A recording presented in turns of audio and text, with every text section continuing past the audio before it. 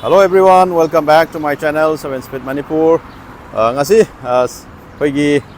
channel sida akhoi viewers singi maraktage subscribers singi maraktage have tare Bajaj ki motorcycle sing gari singi matanga video amda sembiro habdo ai sing asi dis mayam gi damakta khallaga ai samjara abane ada mayam ai akhoi showroom visit tawang amraga su mayam akhoi aina contact number ama da hapsar abane sen contact tawsan biro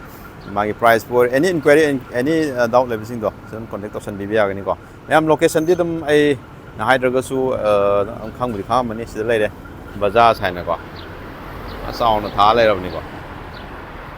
location je sum lakpa kanda akhoi Mahindra gi showroom leibda du gum opposite ta dum leira bani ko sida dum airport Impal airport to Tidim line Impal airport ek hobak I hek machine wall khaba hodi machine adwai adi paring du dum leira bani ko lambi gi keno ta mamang dai tare okay ado video se haurage si leire khoi mamang da display ta je adventure ni ko ada adventure da hojik makhal je si 20 da hana 160 da smaina la mi ko ige se jam upgrade tor kanda sigi windshield gi yaud da bida engine je upgrade tor to 20 da muk la ani ko cruiser bike ne akoi long journey chatpa mama chatpa akoi yam relax position da thawa ya bagi har ga sirum consider taw yai ko ani ado myam koi price khangni ga ju aina pijari ba contact number sun contact option biro dum tana bi yar ni ko aduga mathang dana akoi gi sileire akoi gi pulsar da 200 ko yamna akoi gi NS 200 aina akoi gi kai tare yamna yang ba hai tare taseng har ga di adum gari je akoi gi neck bike oidoni ko aduga plus magi look se ko yamna sporty oiba yam aerodynamic oiba moong da sarpa company sarpa dum makal gi enone magi body graphic ka jen jeng biro yam phajai pulsar ja je akoi gi color se am tonga ne unique oina ade TFT display ju akoi gi fully digital oir kani ko aduga magi front kano ju suspension je akoi gi USD type ta lakani aduga mamangi ju disc se yam sound ya go ade ABS channel support la ani ko ado dual channel or kani ko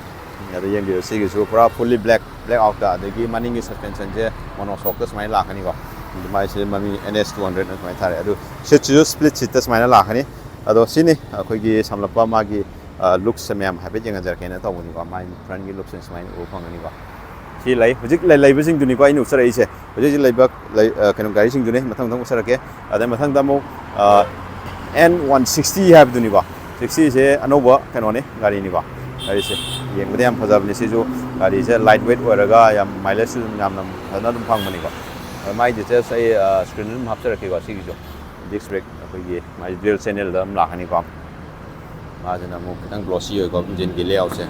black de oraga aduga aerodynamic se yam phajai gari gi adu tanki sile style mai graphic style adu maningi TLM design smaina wo phangani maningi su disc brake lakani ko ade tire size ka jam phadanum chaung marang kaina happy 130/70 de ko magi paging smaina wo phangani ko ade siju khoi gi keno ne TFT keno da la ani ko yi sida mobile charger ga je yauri ko sida to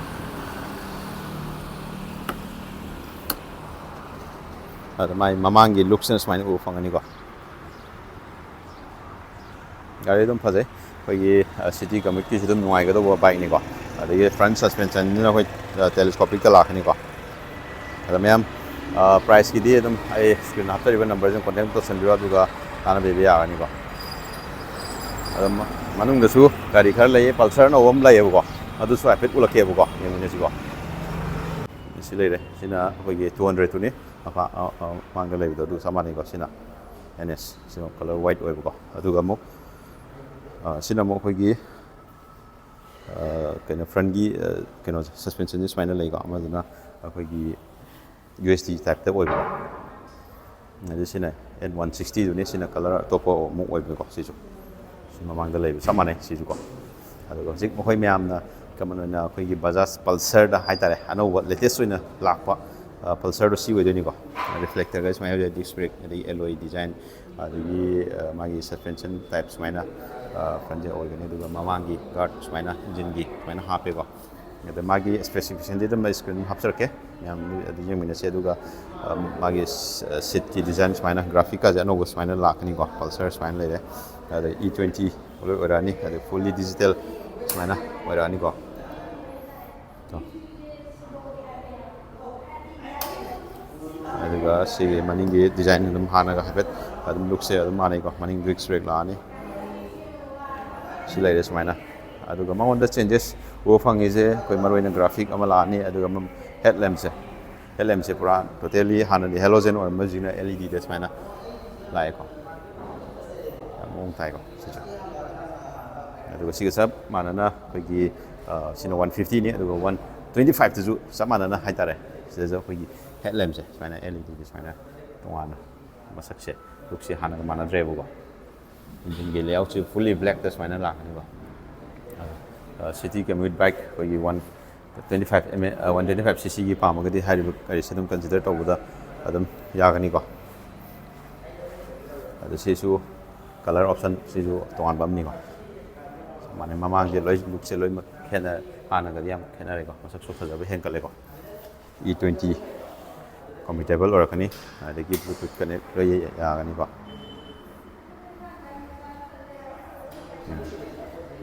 fully digital yam मोंग Thane यावरे sini ngasigi samlapa khogi Bajaj ki yamna sembiro habda details oina ai phajana di gari amam toina sembado kitang khudong chadre amathangi amuk ai dugi khudong sabdo lorga mu semjara ke ko duga mu khogi kitang sidagi hen price the premium oiba dagi gari du sen and powerful oiba sinau sing pamagadi khoi Bajaj ki I think Dominar haina smaina ma la laigani ko smaina Dominar 400 and smaina like my color se option is like this is like parrot green ne adigi black ne smaina like ani ko ado says the 400 arga 250 pa amaga su 250 gi sul like ko sig sina 250 oidoi ni ko ado ga magi screen dina smaina over ni ko to yamna brightness yam sina yam phana colorful or color display do lai ko dual channel ABS oira ni ko alegi fully digital yam mong thana loin ma indicates myam loin ma basic needs myam lo yaw ri ko engine kill switch aduga sigi magi keno sim yam phai ko am link na side plus sim di yam link na half ko aduga si controls sigi ni ko mo change on over E20 tank capacity dum screen hapsarage him chawi ko alegi magi split sing koigi keno sit split this mine half the back rest mine masa am ga yaw ko adu to box hamna na ba koi touring chapra kum ba de yam nuai go adum bagi hai tare adugi amata half place ne ba aduga dick size am song no man kind half ko adugi yung USD Fox adu ke matik chaw ko magi keno adu si pair size 110 by 70 or 17 inch aduga mu chemu diamond katala ka deni ko se ju yang mai liquid cool or ka deni ga engine ge guard ka je phajana sound ling ne yaw ko adu price point de yang ka anda sina mu magi gari sigi mai keno gi matung ina haitare power du matung ina ka khena USD Fox ani sina saw hel je sina 250cc we beni ko gari looks adum yeng biro gari ani se pam yaw de contact option biro ai pizari ba contact number sim contact option biare ko adigi magi LED dis mana headlamp se mana mong thane yaw ri ko ado ngasi gi di video se smai sum torga si swai sum se lage ai mathang dum ai upgrade haidi gari sing amam toina to ana pizar ke aduga kitang city commute ki yamna hongba khara kogi low budget ta pam bi sinau sing gi damak ju kogi platina do sini ko sina platina je adum consider to bibe 110cc gi do ko mileage dum yam phajab ni ko har gari sa adum magi display is mine ai lai ko simple analog to mine pi le ko adu fuel gi sida indication down na ba sida lai de neutral gi engine gi ko ana basic kadan in mai pi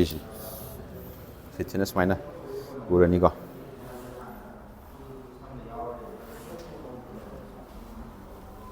tina khoi hana this one color ji hoina la ji color no bu half na yam bajare ko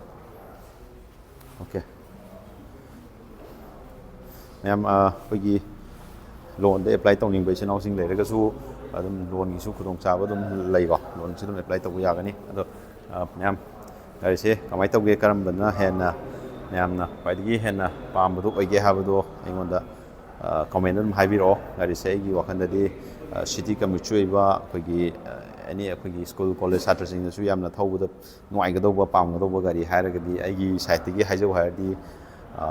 Pulsar N160ꯁꯦ ꯁꯤ ꯀꯃꯟ ꯑꯣꯏꯕ꯭ꯔꯥ ꯍꯥꯏꯅ ꯑꯩ ꯈꯟꯖꯩꯀꯣ ꯑꯩꯒꯤ ꯁꯥꯏꯠꯇꯩꯅ ꯃꯌꯥꯝꯁꯨ ꯑꯗꯨꯝ ꯍꯥꯏꯕꯤꯔꯛꯑꯣꯀꯣ ꯑꯗꯣ ꯄꯤꯖꯔꯤꯕ contact ꯅꯝꯕꯔꯁꯤ ꯑꯗꯨꯝ ꯑꯦꯅꯤ ꯀ꯭ꯋꯦꯔꯤ ꯂꯩꯔꯒꯁꯨ ꯑꯗꯨꯝ ꯀꯣꯟꯇꯦꯛ ꯇꯧꯁꯟꯕꯤꯔꯣ ꯉꯁꯤꯒꯤꯗꯤ ꯁ꯭ꯋꯥꯏ ꯁꯨꯝ ꯂꯣꯏꯁꯤꯟꯖꯔꯒꯦ ꯃꯌꯥꯝ ꯕꯥꯏ